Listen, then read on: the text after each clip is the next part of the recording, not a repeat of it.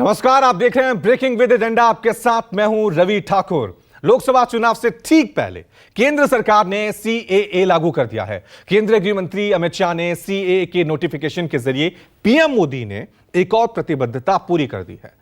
लेकिन सीएए लागू किए जाने पर सियासत तेज हो गई है और विपक्ष ने इसे चंदे के धंधे से ध्यान भटकाने और रोजी रोटी के असली सवाल पर पर्दा डालने की साजिश करा दिया। वहीं सुप्रीम कोर्ट ने सोमवार को स्टेट बैंक ऑफ इंडिया यानी एसबीआई के उस आवेदन को खारिज कर दिया जिसमें उसने इलेक्टोरल बॉन्ड से जुड़ी जानकारी देने का समय बढ़ाने की मांग की थी। सुप्रीम कोर्ट ने अपने आदेश में कहा है कि एसबीआई को 12 मार्च तक 2024 तक जानकारी देनी होगी और चुनाव आयोग को यह जानकारी अपनी वेबसाइट पर 15 मार्च 2024 को शाम 5 बजे तक जारी करनी होगी। आज ब्रेकिंग विद एजेंडा में हम चर्चा करेंगे कि देश में सीएए लागू करना और चुनावी वक्त में क्या यह सही फैसला है।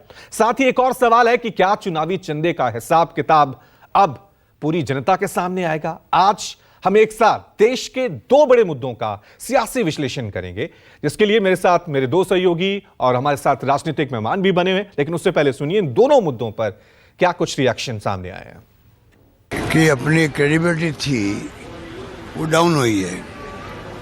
जो घोटाला है इसका, ये इलेक्ट्रल बॉन्ड का जो एक्सपोज हो रहा था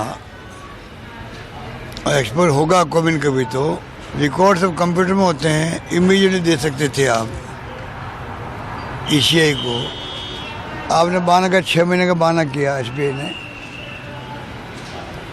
तो ये अपना आप में मैं समझता हूँ कि शक पैदा करता है। पूरे देश की जनता को इस बात की खुशी है कि सुप्रीम कोर्ट के माध्यम से कम वो सूची आ जाएगी, जिस सूची में ये पता लग जाएगा कि इलेक्टोरल बॉन्ड्स किन्होंने दिए हैं।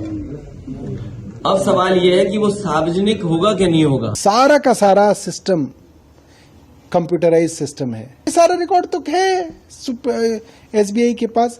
ये सिर्फ जो है सरकार के दबाव में एसबीआई इसको छुपा रहा है, और जितना छुपा रहे हैं उससे देश को ज्यादा शक हो रहा है कि इसमें कुछ गड़बड़ झाला है। The SC dismissing the plea of SBI.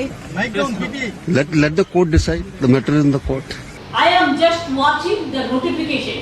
Rules notification में अगर हम देखेंगे कि ये डिप्राइव कर रहा है लोगों का अधिकार को, तो हम उसको खिलाफ में लड़ेंगे। लेकिन मैं आज बोल दिया कि एक बीजेपी का इलेक्शन पब्लिसिटी है, नथिंग इज देयर। खेल आखिर खेल उनका चल रहा है, चलने दो, लागू होने दो।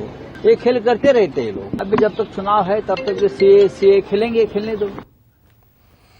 चलिए चर्चा की शुरुआत करते हैं। सबसे पहले आपको परिचय करा दें तमाम मेहमानों से, कौन कौन से राजनीतिक मेहमानों में सहयोगी हमारे साथ बने हुए हैं। हमारे साथ इस चर्चा में बीजेपी की तरफ से आरपी सिंह बने हुए हैं, पॉलिटिकल एनालिस्ट ऋषि शंकर मिश्रा इस चर्चा में हमारे साथ शामिल हैं। समाजवादी पार्टी को मनोज यादव